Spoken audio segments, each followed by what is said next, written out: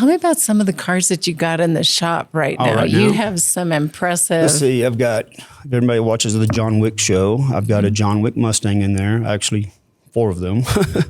They go through a lot of those when they're filming. I bet. So I'm redoing some of those.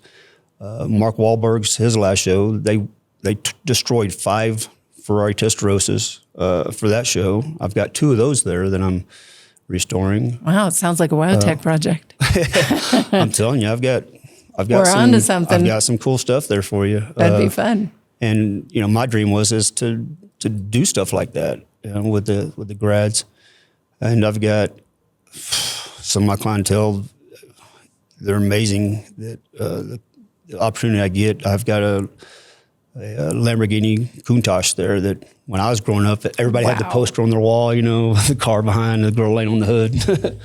I've got one of those there. I've got 69 Camaros, 57 Handymans. It's like a wagon, but they're 1.5 inches wider, so it's kind of rare.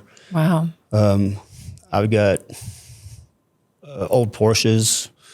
I've got a 36 model Chevy truck there that he's just a contractor, but for all the Hiltons in the world. Oh, wow. All of them.